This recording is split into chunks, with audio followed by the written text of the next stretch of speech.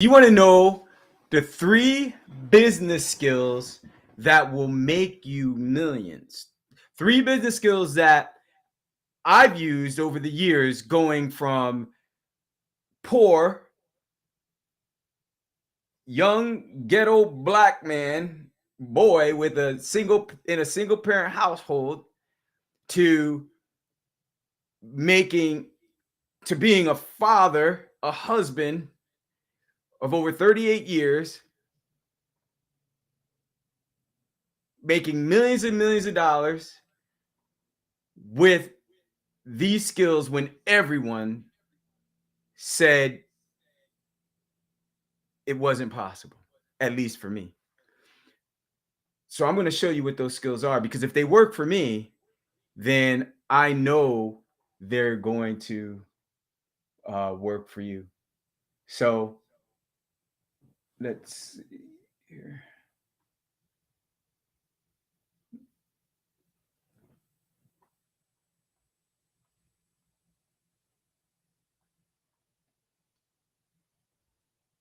Okay. All right. So it looks like we got a little bit of an issue here. Why though? All right. So I'm not sure why this is not.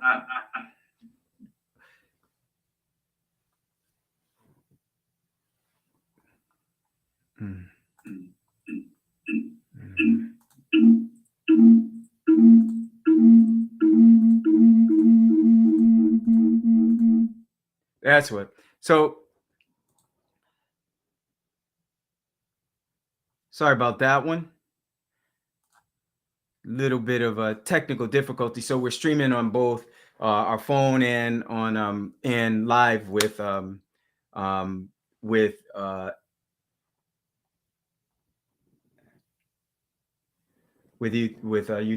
So again, forgive me. So the 3 business skills, let me tell you what those 3 business skills are. The 3 business skills, and obviously tech is not one of them, thank God. but I am pretty good at tech. It's just that this whole process is actually pretty new for us. So forgive me. All right. So the 3 business skills. The first skill is collaborations, right? So collaborations, I'll tell you all 3 of them. So collaborations, coaching and training, and then mindset, right? So the 3, and then they'll may give you a little bit of bonus at the end too. But the 3 skills: collaborations. What are collaborations? Why would collaborations be one of the top 3 skills that for me have made me millions and millions of dollars? Well, collaborations has been one of the key skills that really started my real estate career. And collaborations, in a nutshell, what I'll say is just working with others who bring a certain skill sets or certain value to whatever you're looking to do, that will fill the gap where you may fall short. And it could be time, it could be resources, it could be information and knowledge, it could be connections, like it could be any of those things. And for me, my collaborations started when I first started looking to buy real estate back when I was a junior in college. And I left actually college because I was pursuing real estate. And the collaborations that I sought were collaborations with owners, right? I had no credit, I had no money, I had no experience, and I had no credit, no money, no experience, no job. Like I had none of that stuff. But what I did have is I had this big burning desire to acquire my first property. And I believed that I could do it without needing all of those things.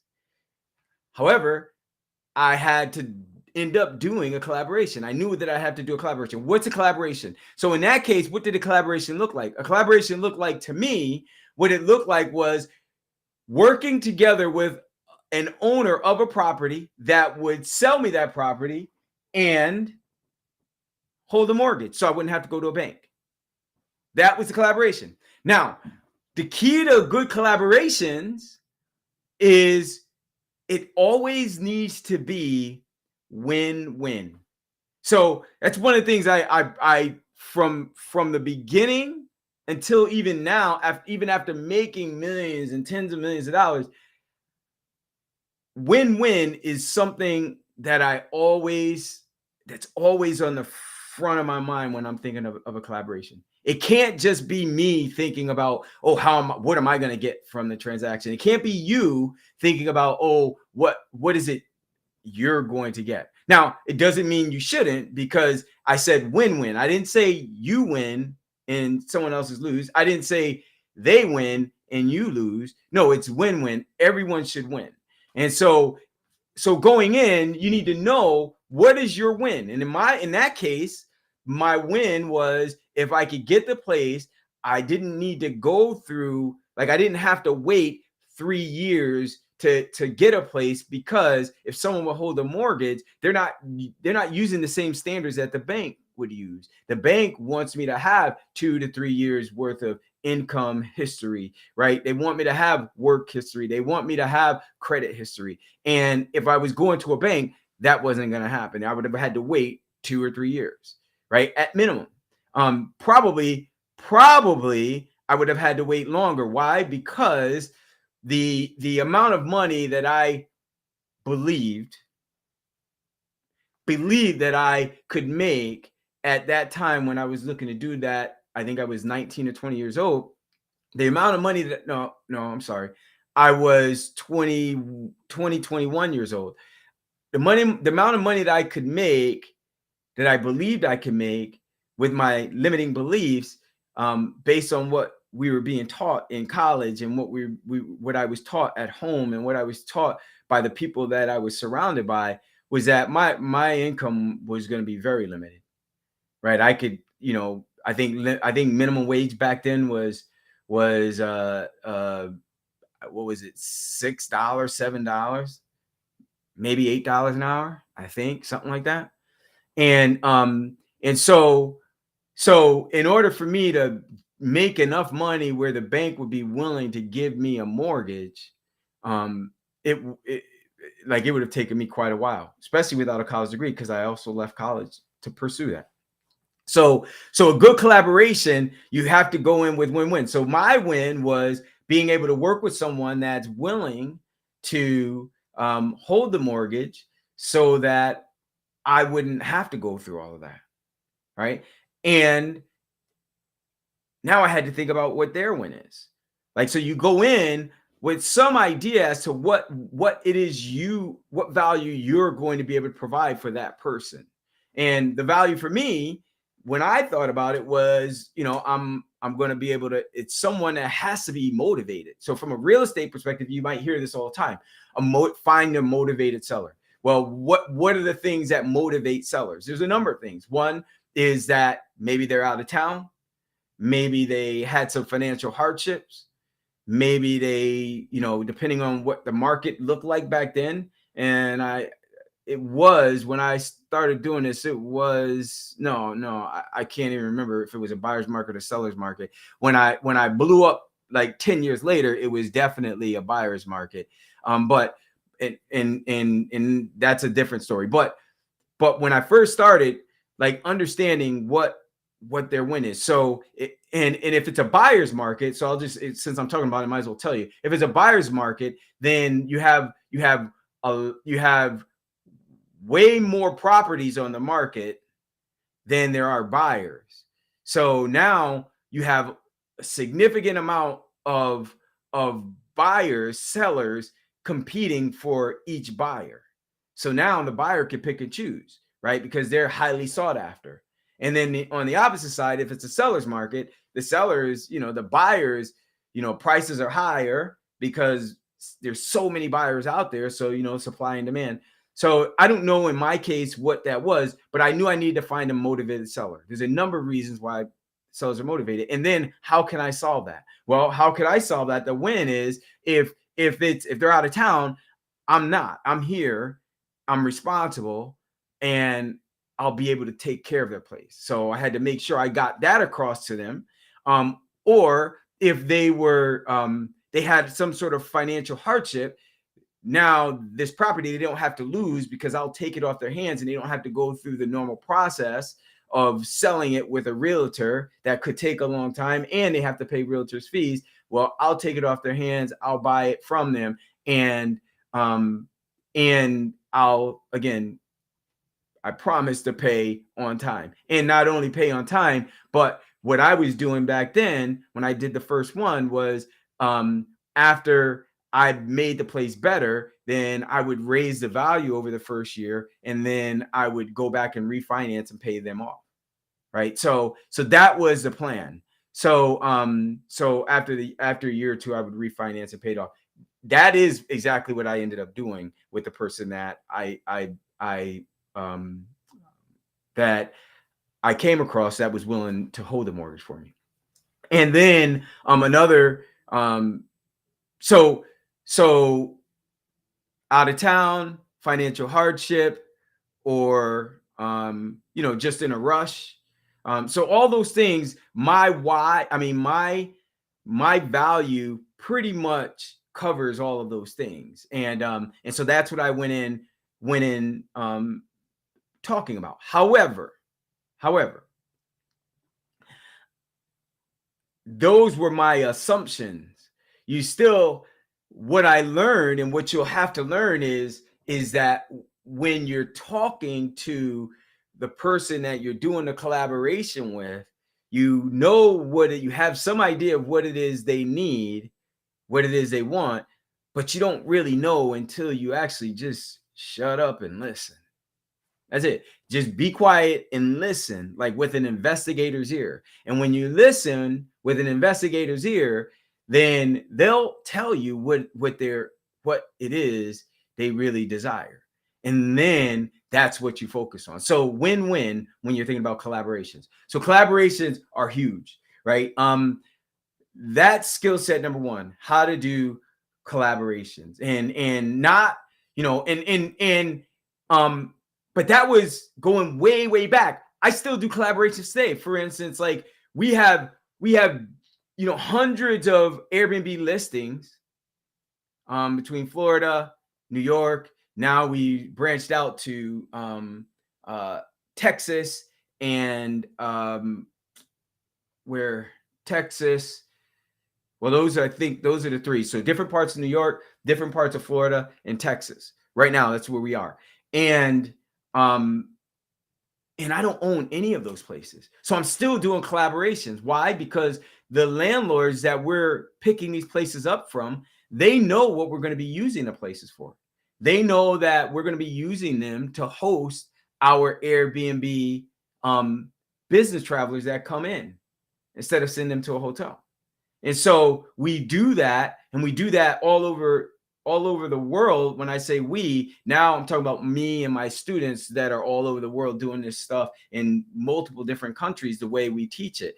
Those are collaborations, because when we go in and the landlords are reaching out to us, like we have a template that we send out. We send the template out on Zillow. And when we send that template out, the template that I've designed is a template that explains what we're going to be doing. So that way, the landlords that are interested in what we're doing, they are going to reach back out to find out more. And when they reach out to find out more, they're not just finding out more. They're actually inviting us out to take a look at their places. One, so that we could see how nice those places are. And then two, so we could begin discussing us leasing those places for our own Airbnb business. So that's a collaboration, right? Because I'm making, when I enter into a lease with an owner, the leases that we enter into, the properties that we work with, are places where I'm making as much, if not more, than the owner's making. So that's a beautiful thing, right? Because the landlords, those owners, they don't care. As long as you're taking care of their place, you're paying them their rent on time, and you're not someone that's full of drama, right, turning their life upside down, then they're going to want to work with you. And not only that, they're going to want to give you more and more places. It happens all the time, which is why our portfolios have grown so far, so quickly and so vastly. So it's a beautiful thing when you do a collaboration and the mindset you have is win-win. But that's a collaboration. So we've done that. I've done them on all kinds of different real estate deals over time. And but collaboration. So that's number one. The second is coaching. So coaching, why is coaching such a huge skill? Well, here's a statistic that you may or may not know. The statistic is whatever you do with your hands, right? If you're punching a clock or doing something and it requires your flesh and you're good at it, or and it could be any skill. It could be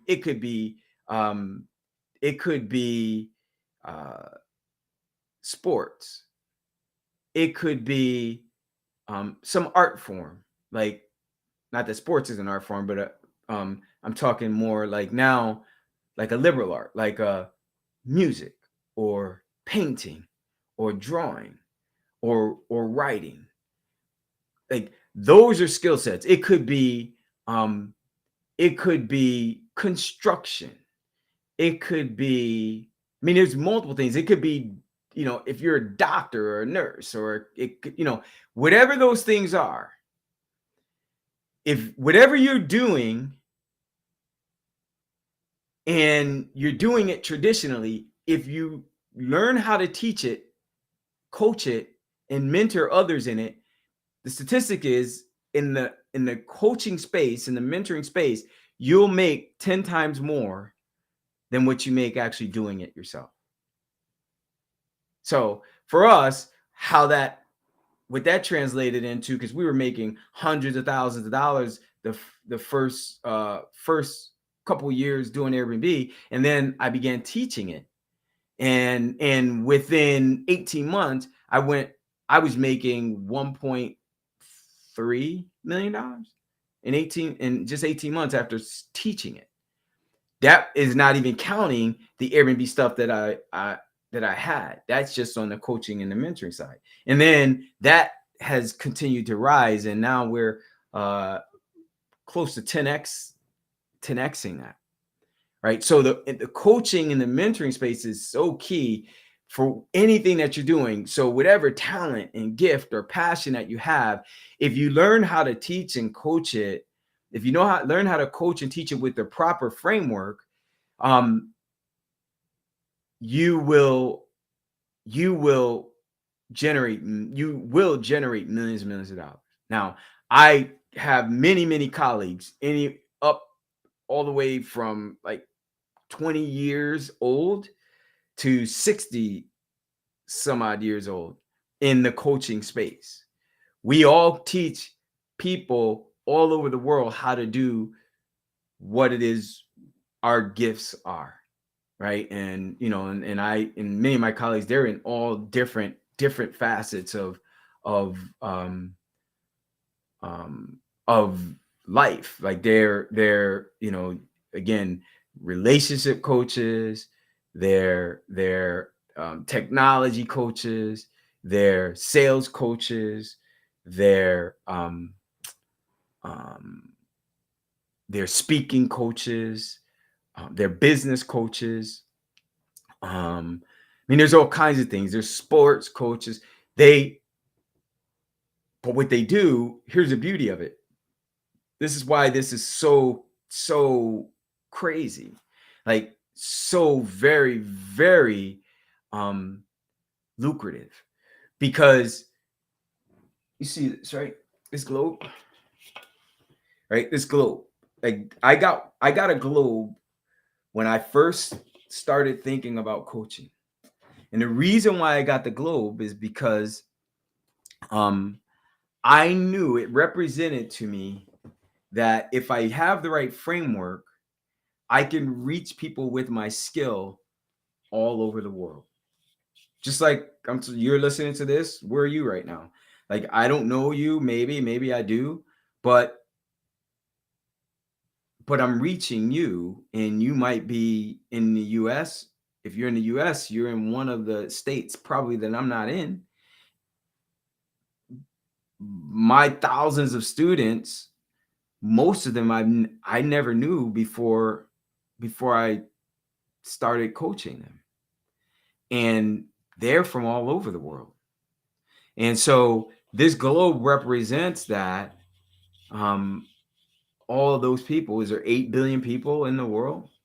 And the beautiful thing about coaching is that it's just a small fraction of the people, just a small, like, the number of people that have the desire to do the thing that you've had success in.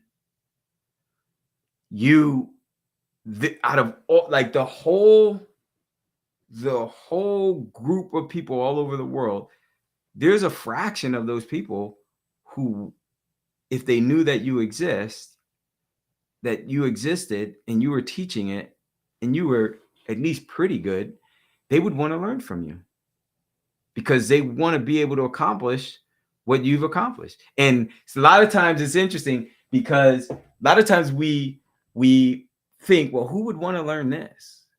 Who would want to learn this skill that I have? I'm just a mom that has raised, a beautiful family. Or I'm just a dad who's been faithful and loving, where not only did I raise a beautiful family, but I've been married to my wife for X amount of years, and we've the Lord's really given us a marriage through the ups and the downs that you wouldn't trade for anything in the world. Guess what? There are so many people out there, just that little simple thing, like we take those things for granted. There are so many people out there that are in so much pain because they weren't able to do that with their family. Or they're in pain, or they want to avoid pain because they did not grow up in that type of family, and that's what they desire for their family. That's what they desire for their family and their future family. But guess what? Nobody teaches that. Like, who opens up their life is transparent about how they do what they do, not just in front of the camera, but behind closed doors, right? And when you can do that, here's the key to coaching and mentoring. The key to coaching and mentoring is serving people at their highest level. Like, it's not about just the money part. That's not the thing. Remember, it's always win-win. And when you think about coaching and mentoring, you don't really ever have to think about your win, ever. You just design your coaching around the lifestyle that you desire to live. However, and then your main focus is how with that structure can you share your gift in a way that the person who wants it will get the results that you promise.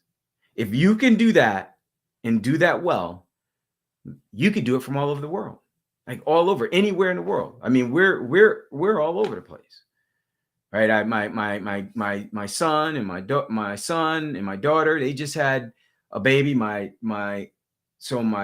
then my other son and my other daughter, I don't call them daughter and son-in-laws. They're just my son and daughter. So we ain't that kind of family. So, right. So anyway, but they had a baby a few weeks ago too. So we had 2 babies born, 2 grandchildren, by the grace of God, born within 2 weeks apart. Well, the first, we were able to bounce and go spend some time with them. We spent like 2 months prior to my daughter-in-law, I'll say that, and my son having their child. And then we flew back to Florida because my daughter, my son-in-law, they were about to have their baby. So normally what we do is when our kids are having kids will go after they have them and stay for a few weeks or a couple months.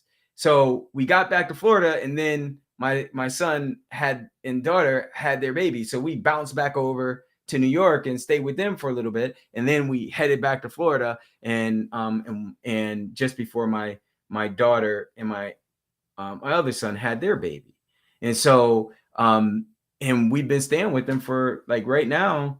Right now, I'm in my office because we're actually moving from this location, and we're picking up another property on the water, which is just 15 minutes away from the babies, right? So you could do this stuff from anywhere in the world, right? We were traveling. When you travel, as long as you got tech, and you structure it properly, you structure it around the lifestyle that you want to live, as long as you're able to get the results that you promise. That's it, right? And so that's the key to coaching and mentoring, doing it well, where you're able to reach the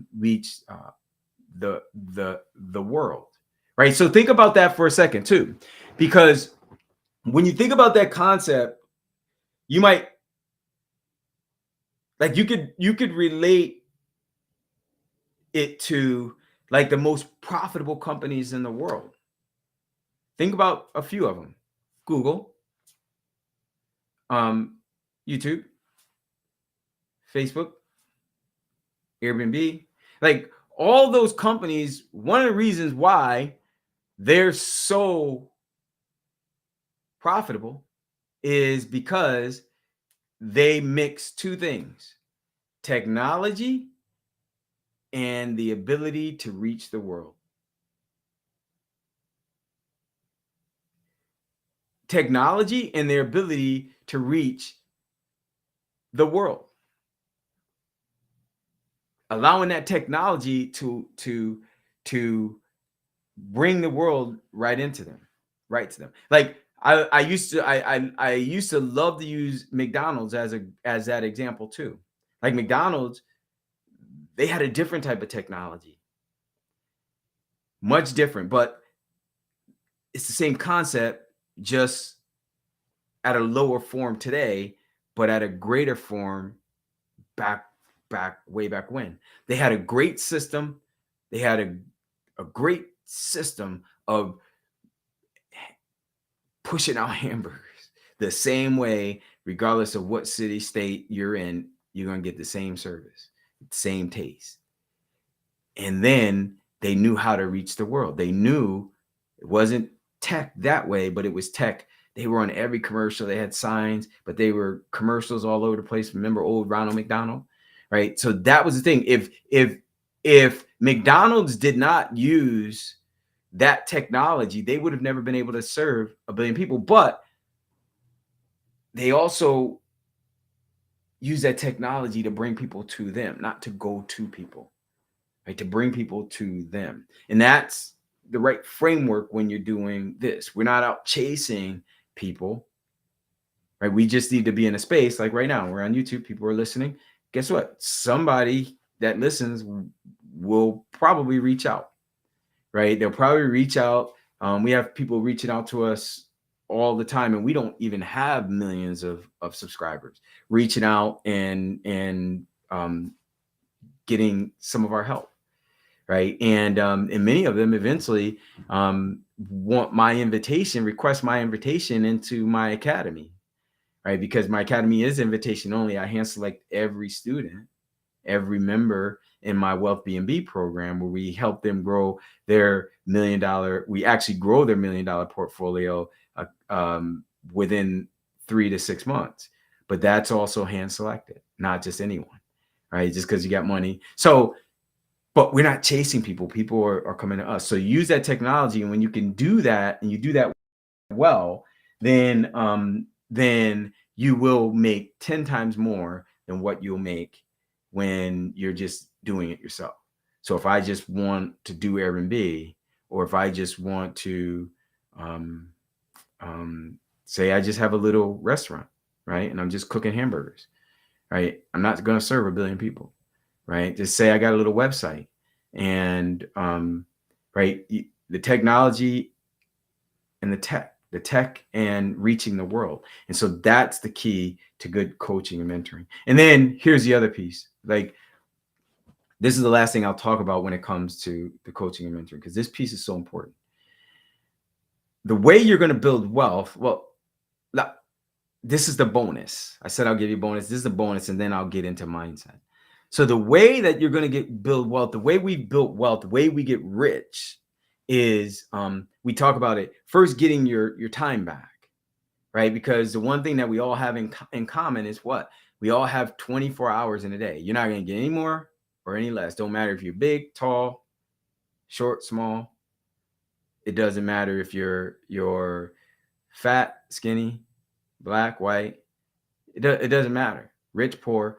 You're only going to have 24 hours in a day. So the best people that leverage that time, which is separating your time from your income.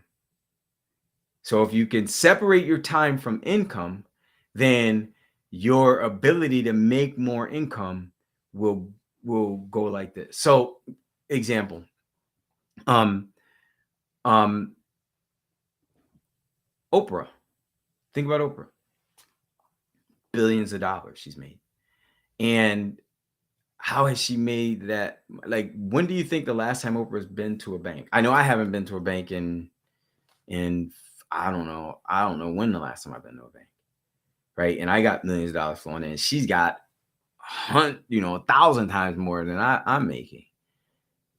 I'm sure she ain't going to no banks, right? So her ability to have money flowing in or flowing out is not related to her having to do anything related to time. It can't be, because she wouldn't be able to keep up. She's got so much money flowing. But also how she generates that revenue, right? She's not punching a clock where in order for her to make money, she has to go in and do something.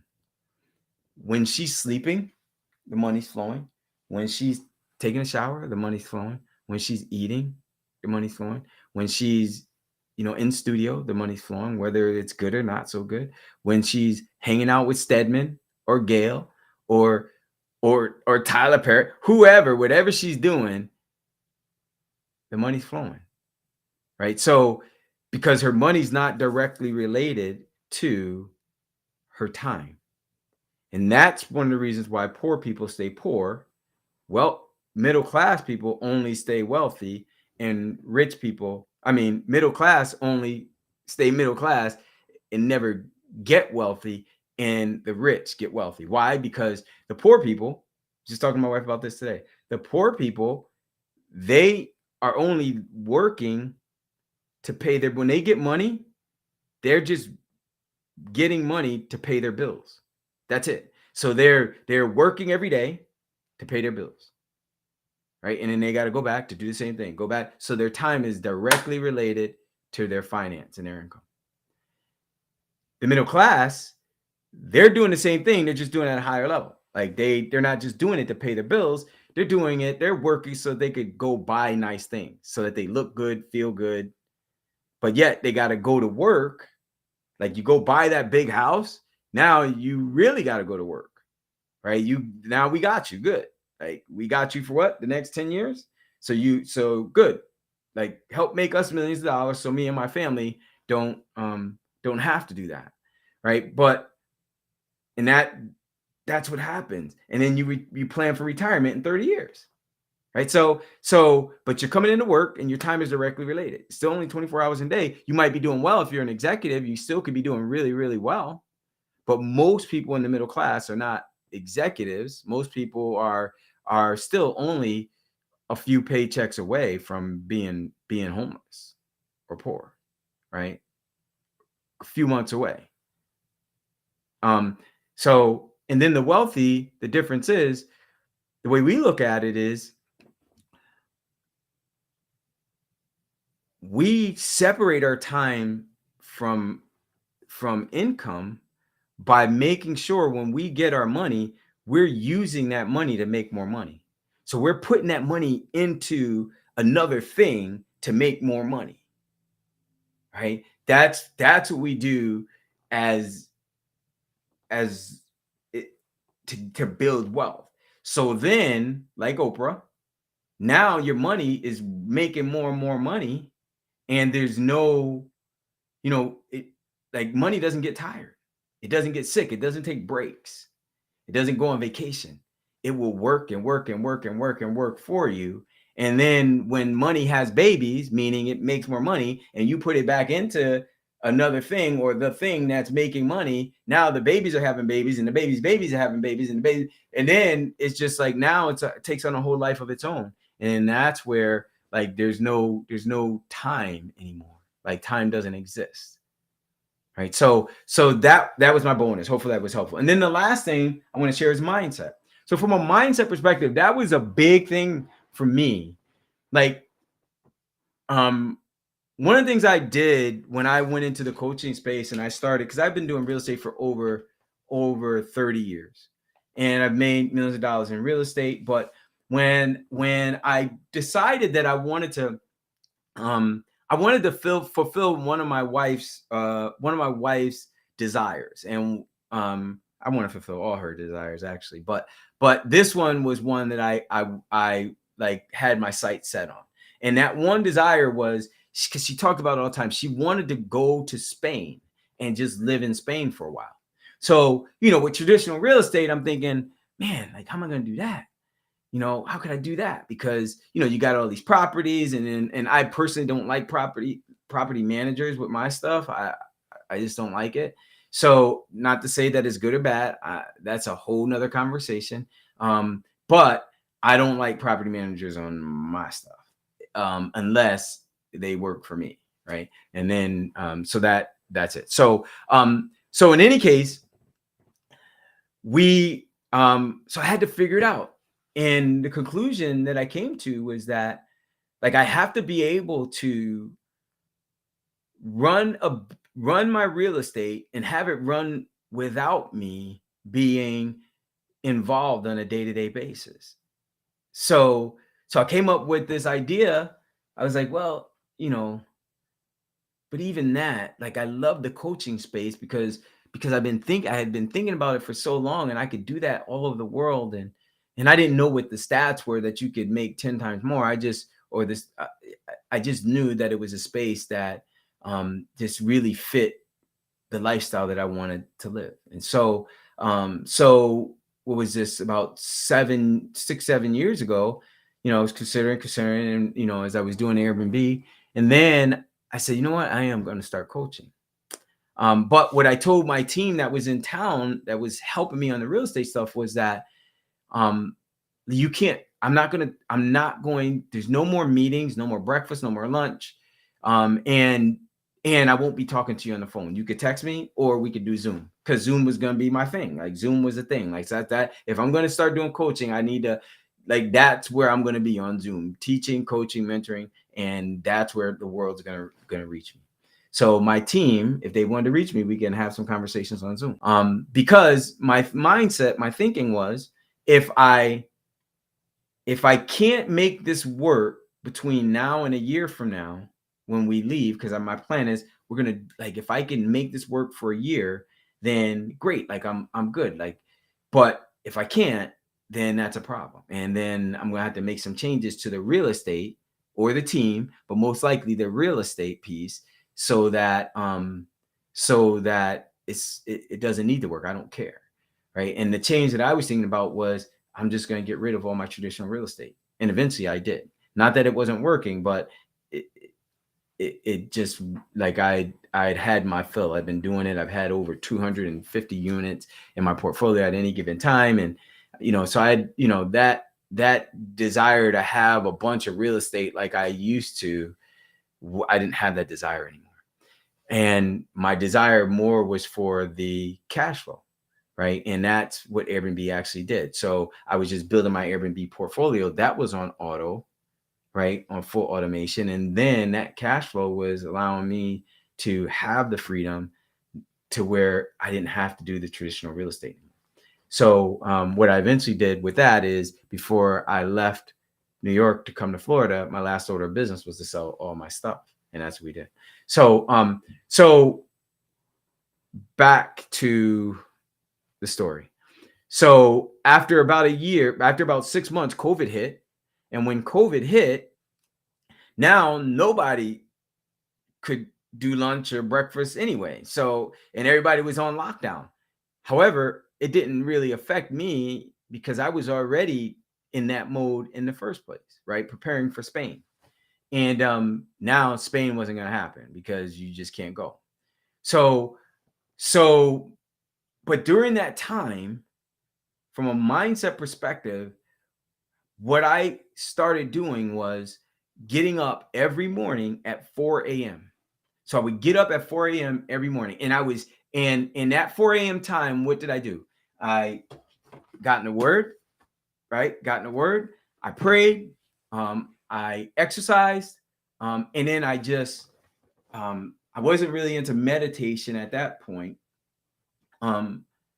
And I would just really just think and work on my coaching and my programs and formulating how everything's going to work and implementing stuff, so that by the time 8 or 9 a.m. came and the phones started ringing, I had already gotten close to a full day's work already accomplished in the thing that I was building.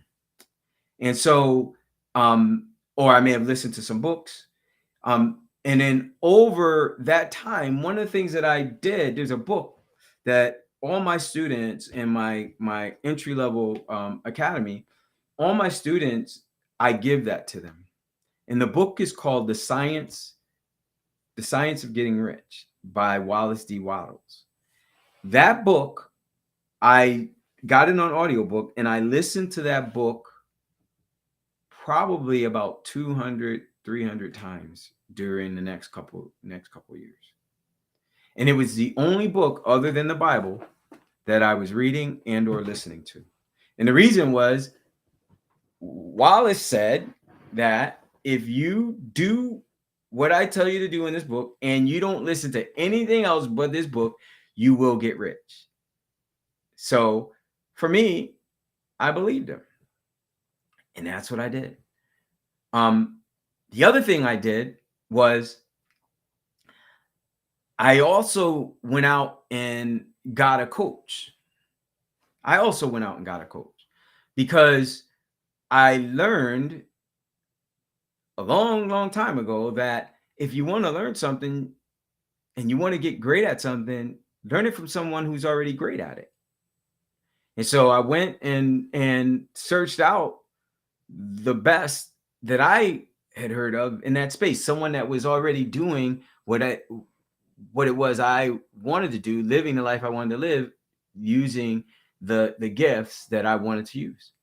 And the person that I actually reached out to, his name was Sam Ovens. He's from New Zealand. He used to own consulting.com. He was one of my coaches for 4 years. And Sam helped me get to my first, between Sam and Wallace, the audiobook, helped me to get to my first $1 million a year. And that happened in about 18 months. So now, mindset. Why do I talk about mindset? Because mindset, from a mindset perspective, the transformation that I had to go through, there was so much that I had to go through from a mindset perspective. The reason why I listened to Wallace D. Wattles 200 times is it wasn't necessarily about the new things that I had to learn, because that was important. But just as importantly, I had to unlearn a lot of the things that I thought I already knew. I had to unlearn them because there were many things that were limiting beliefs. It was a limiting belief that if I thought I could go from zero in a space where I had no clue to making $1 million in less than 2 years, well, based on traditionally what most people would tell you, that's impossible, right? So if I thought that I had to kill myself and get, give up everything. Now, I was willing to give up. I gave up a lot. Now, what I mean by that is, like, I stopped doing most things outside of just taking care of myself, my relationship with the Lord, my family, taking care of myself, my body, eating. I was already a vegetarian, but I just got even more disciplined, exercising at least 3 to 5 times a week, taking cold showers. I used to hate cold showers. I was a vegetarian for what, since 1984. So 1985. So vegetarian for, gosh, what was that, 20 years or so?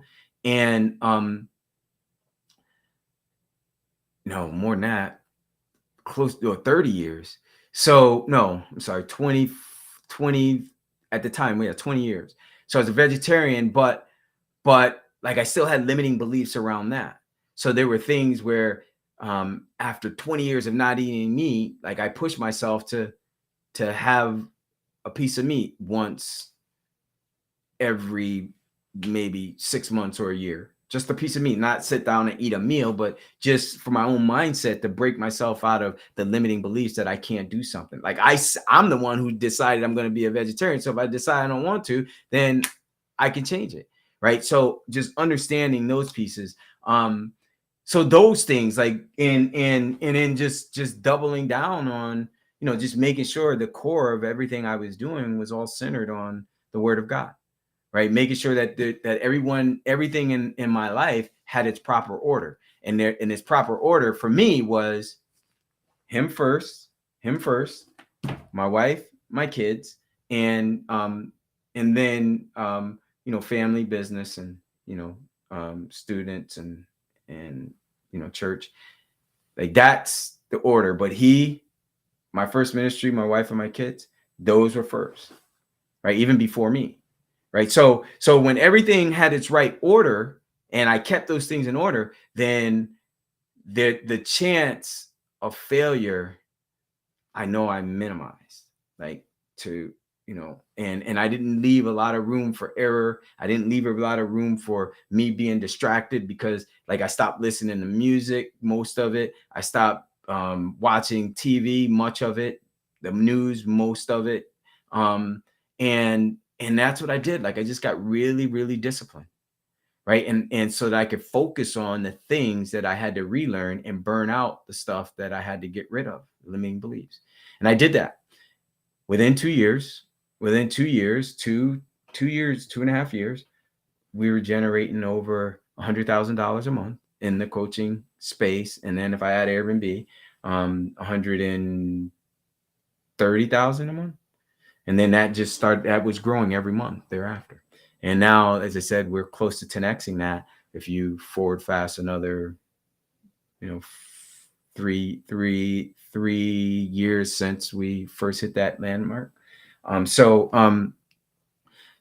mindset is a key. And for any of you who, you might think it sounds very cliche, but it really isn't. I'm here to tell you that there are so many things that we learn about ourselves when we start cutting things out of our lives that we're used to.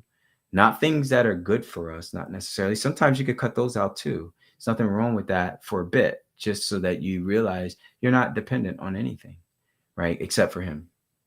And when I say, so just kind of cutting things out of our life, when we realize that, we realize how much we are dependent on things that control our thinking, that control our time, that control what we're willing to do this to accomplish the thing.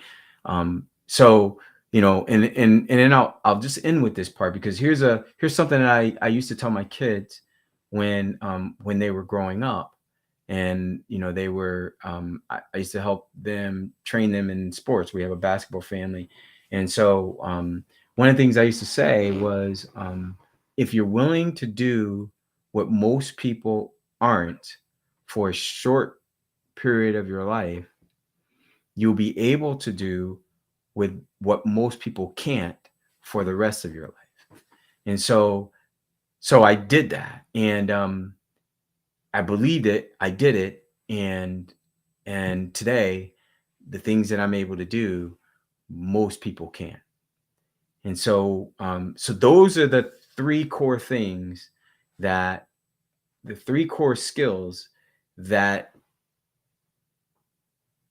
you, if you build those and build on them, you'll be able to not only get rich, but build generational wealth for you and your family. And so with that said, hopefully this was helpful. I don't know if there's any questions in the chat. If there are, I can't see. So let's see if I could go and see, because this is a live, so I can go and check out and see if there are any questions in the chat box. And let's see what we got here.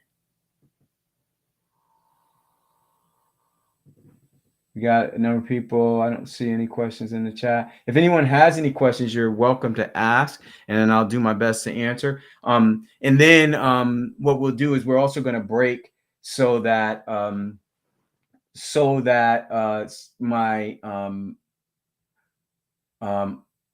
my students that are on listening, and my Wealth B&B member partners, they can also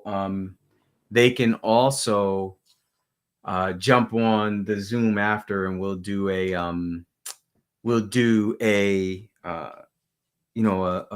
some office hours and go into some private things, because one of the other things we're going to be doing this week is we're going to be doing celebrations.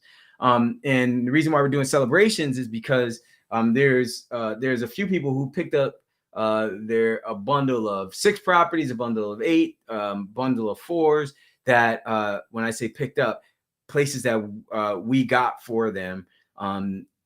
In total, it was like $700,000, over $700,000 in annual cash flow that we've gotten for our Wealth B&B member partners, and so we're going to be celebrating, because and then and announcing some of the things that we're doing with that, because it's actually pretty cool, because now that once they've locked those in, now we're going to be servicing, we're going to be setting everything up, optimizing, so that they're 97% hands-free with that stuff.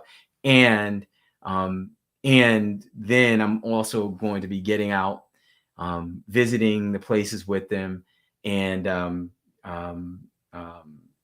we may fly out on the private jet, but then afterwards we'll also be doing a yacht day here in Florida, and then those member partners will be doing a private dinner during the yacht day week at my place on the water here in Florida. So that's gonna be cool. So with that, what questions? Any questions? Anybody got any questions? So we'll be talking about that inside the private Zoom. But if again is this is just what we do, and it's fun. It's stuff that we love to do, and all those things that I just mentioned. Remember how I talked about the coaching? Like, that's the stuff that I enjoy.